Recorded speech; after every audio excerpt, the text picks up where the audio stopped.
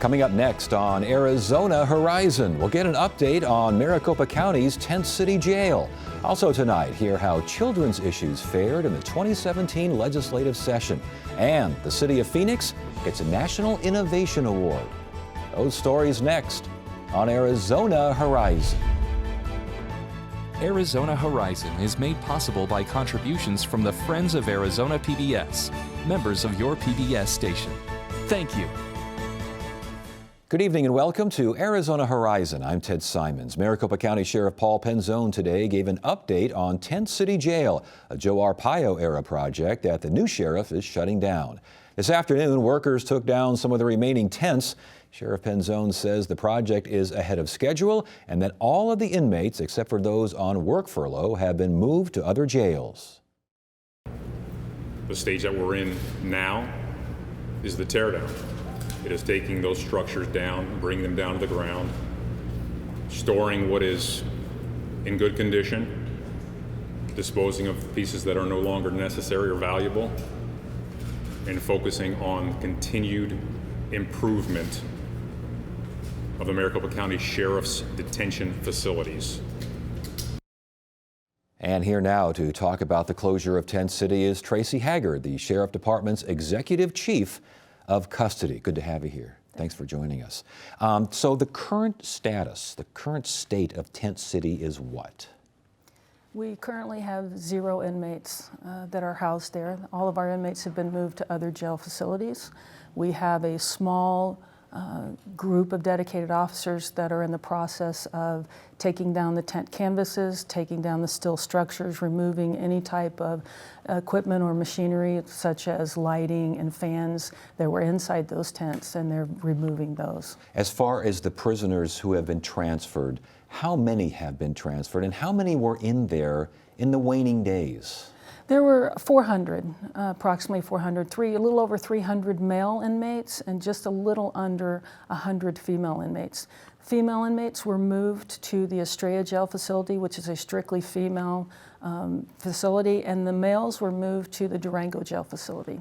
Now, the question, and I think a lot of people are under the impression, that the county doesn't have enough jail space to handle the folks taken from Tent City and transferred elsewhere.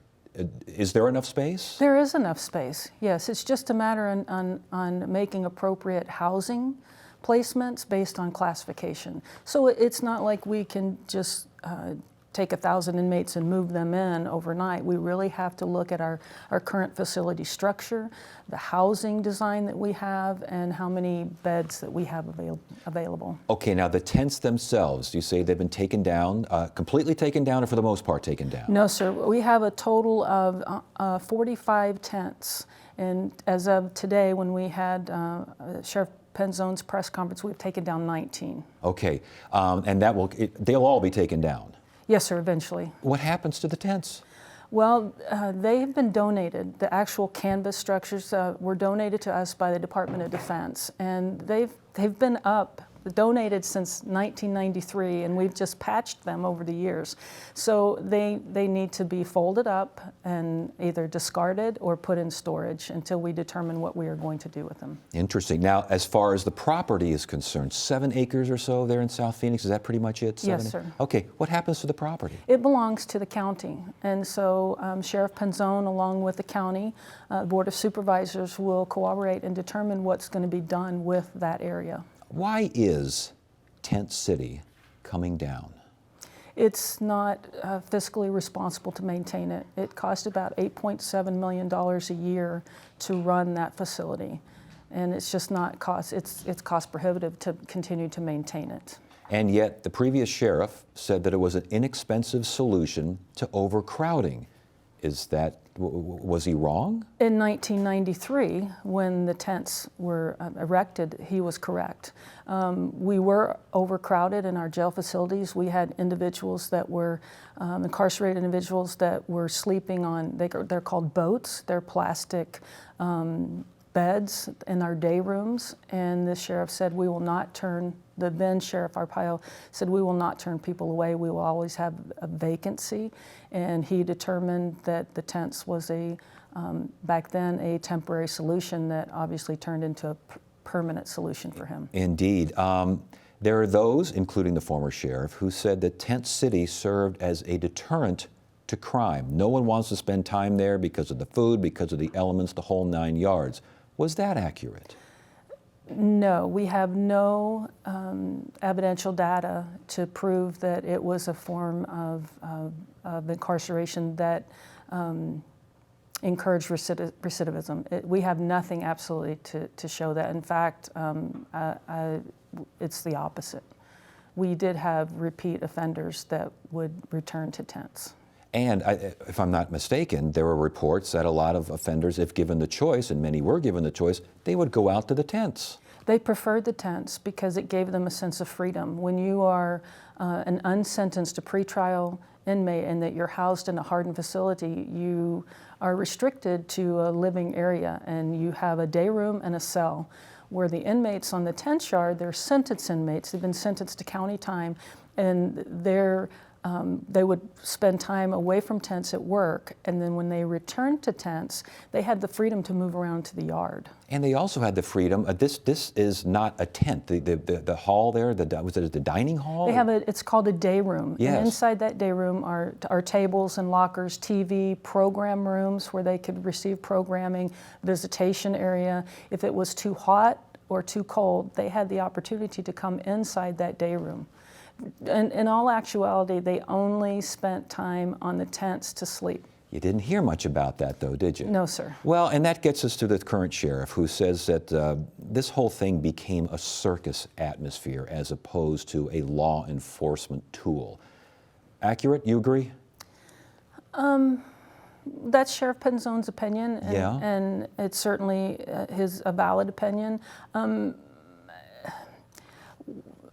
My opinion on that is anytime that you have individuals from the outside, whether that's media, individuals that are coming into a secured jail facility for the sake of seeing,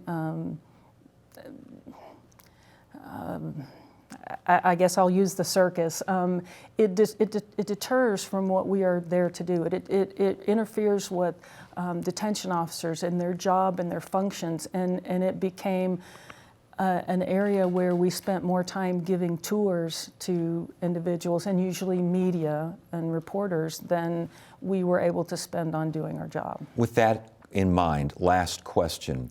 Does the dismantling of Tent City, how does that impact morale at the Sheriff's Department? Or does it? I don't believe it does. The detention staff, we have good quality men and women that have determined and decided to take on the role and function of a detention officer for the sole purpose of serving and making a difference in doing their job. They'll do that at the Durango Jail, at the 4th Avenue Jail, the Tents Jail. It really doesn't matter where they are assigned. They just want to do the job and do it well, and I believe they do. All right. Well, thank you so much for joining us. We do Thank you, appreciate sir. it. Good to have you I here. appreciate it. Thank you. And up next on Arizona Horizon, we'll look at how kids fared in this year's legislative session. 1, 2, 3, 4, 5. 1, 2. I'm always searching to feel like I fit into something. We are the people that we are because of our past. It's complicated.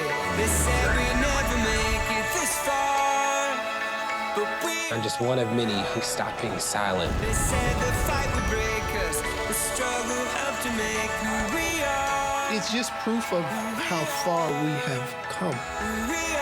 Make sure in all the hustle and bustle, we don't lose sight of why we're here. It all boils down to communicating the lives we live. If you look closely, they've got a story to tell. It connects with you in a very deep way. We wish you love, peace, and soul. Come with us on this great adventure.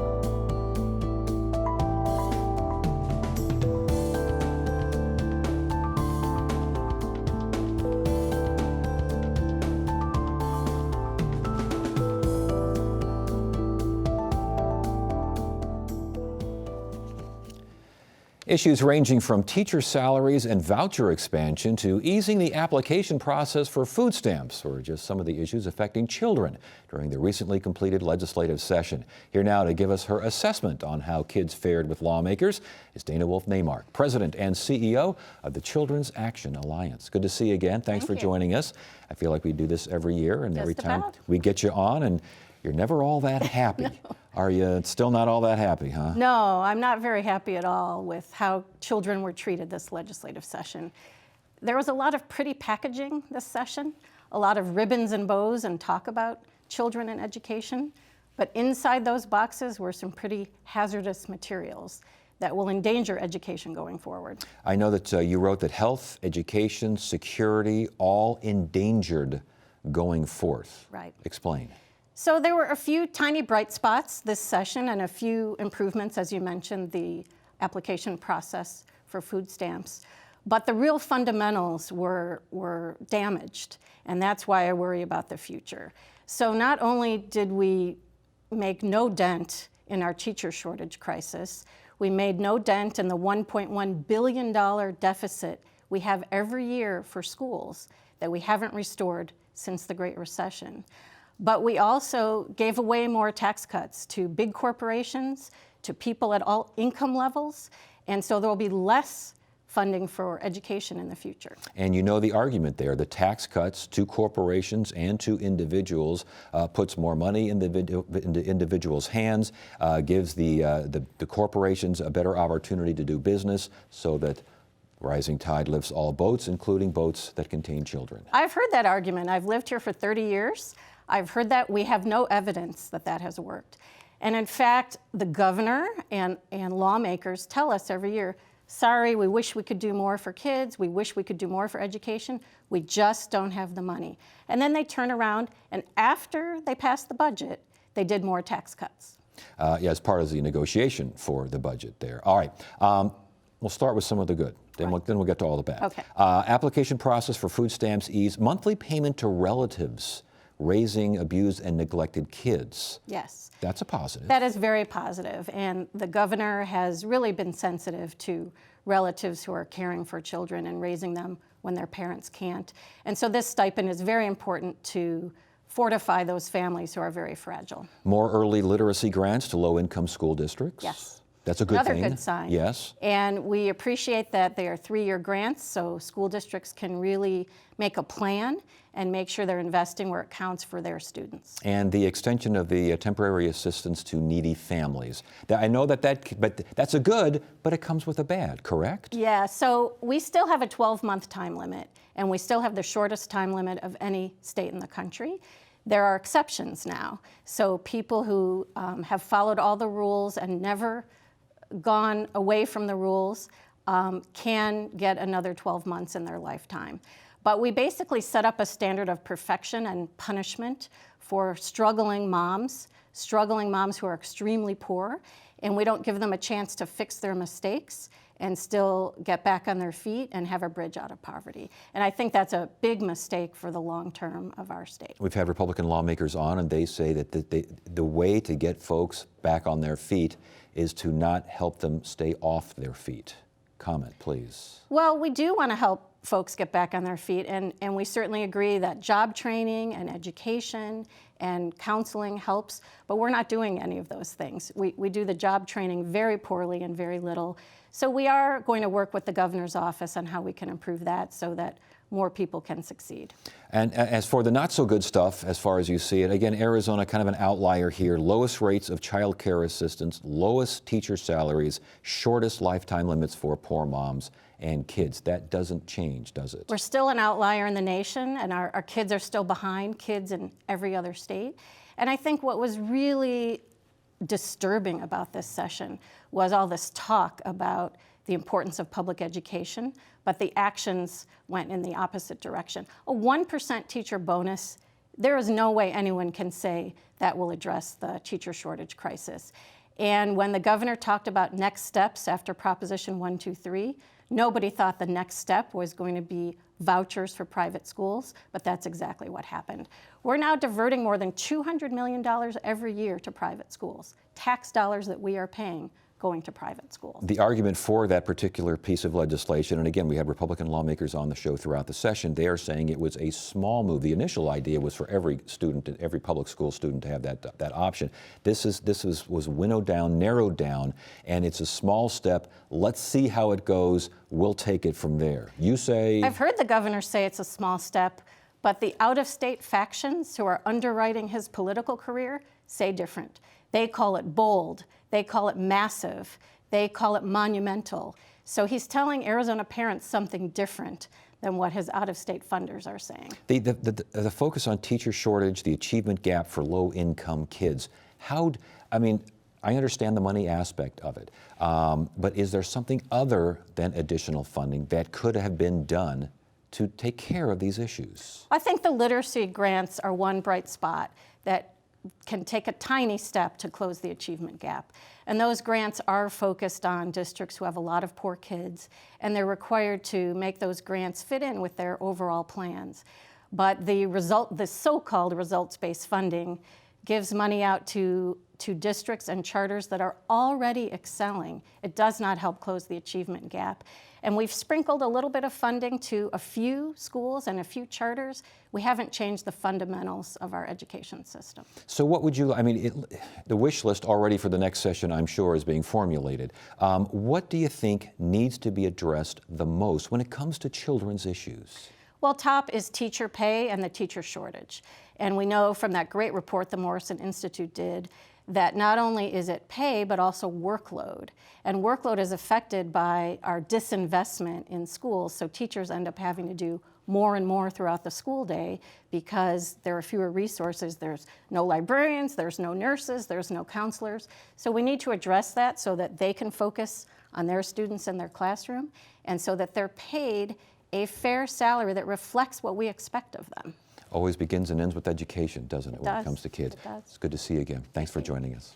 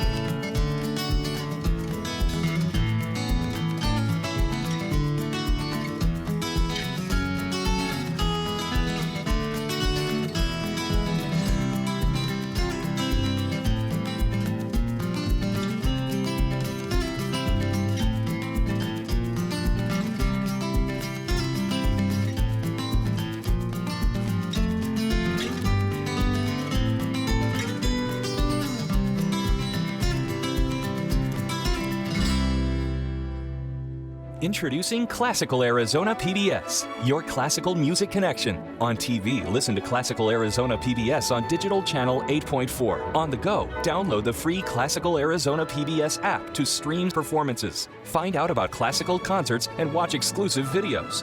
Download the free Classical Arizona PBS app, then follow Classical Arizona PBS on Facebook and Twitter for news, photos, and events near you. Classical Arizona PBS, your classical music connection. Friend us on Facebook. Follow us on Twitter. Watch us online.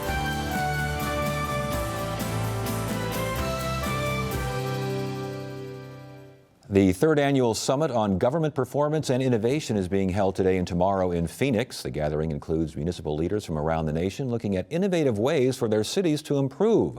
One city was named the nation's highest performing city. The winner, Phoenix, Arizona.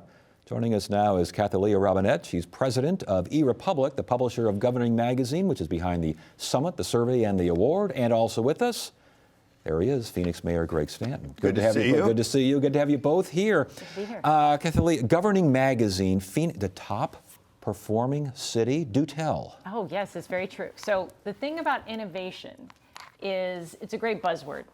So what we tried to do is break it down into 7 components that we were looking for. So I have this great little cheat card here. So we're looking at dynamically planned, broadly partnered, resident involved, race informed, smartly resourced, employee engaged, and data driven. And Phoenix put this all together, and in their submission ended up being the top performer of all the cities in the nation. Well, I want to hit on some of those categories in a second and see not only Phoenix, but what works for major metropolitan areas. Why do you think your city scored so high?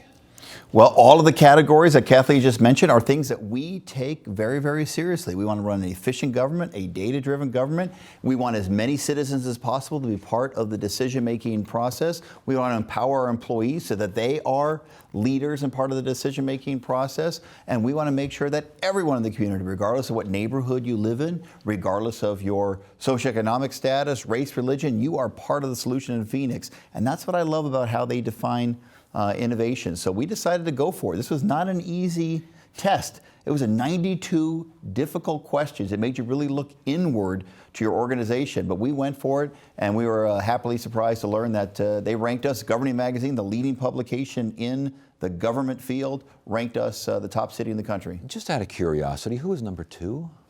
Well, we didn't have a number 2. You didn't have a number 2? We didn't. We had the top 10s. We had Las Vegas, San Diego, Riverside, San Jose.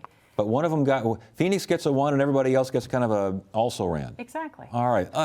Dynamically planned, the first of these metrics here, not just what a city does, but what a city wants to do. Is that what we're talking about here? Right. So how they're using maybe crowdsourcing, how they're engaging planning, how they're looking at that, not from a very, traditional standpoint, but how they're looking at the dynamics of that. No silos, in other words, then.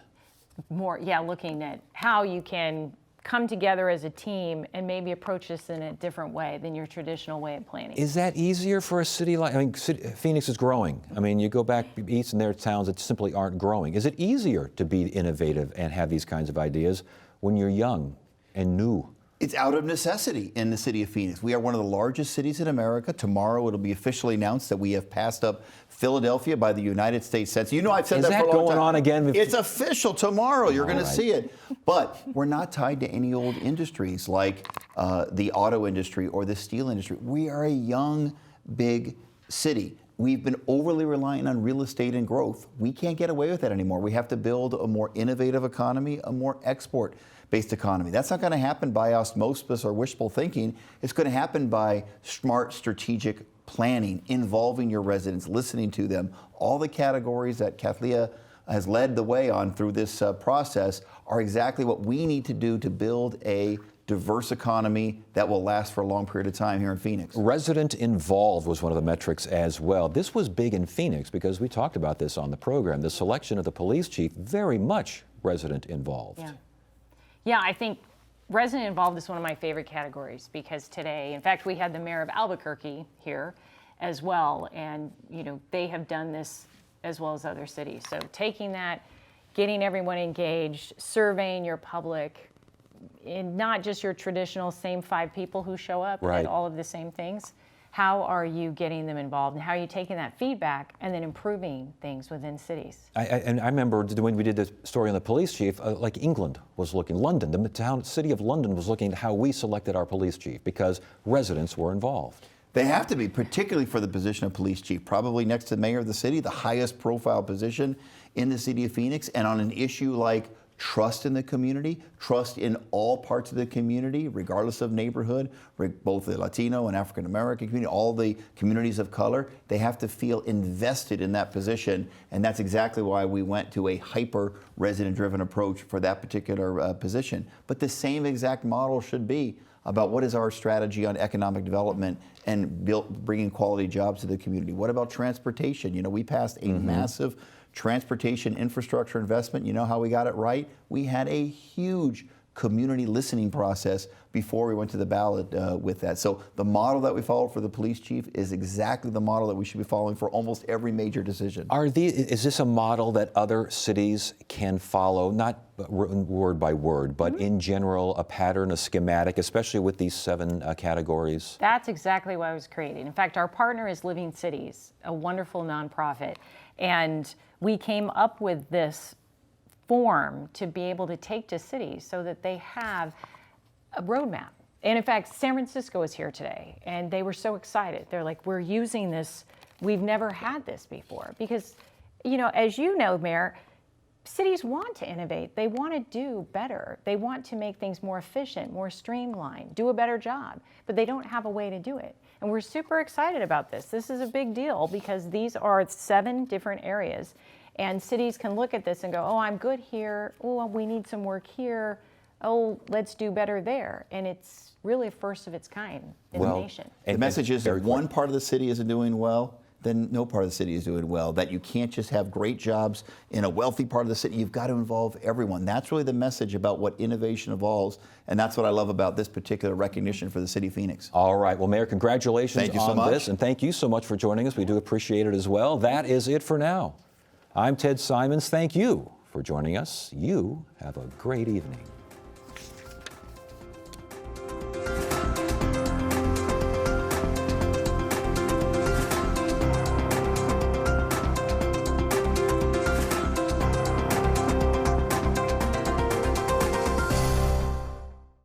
Arizona Horizon is made possible by contributions from the Friends of Arizona PBS, members of your PBS station.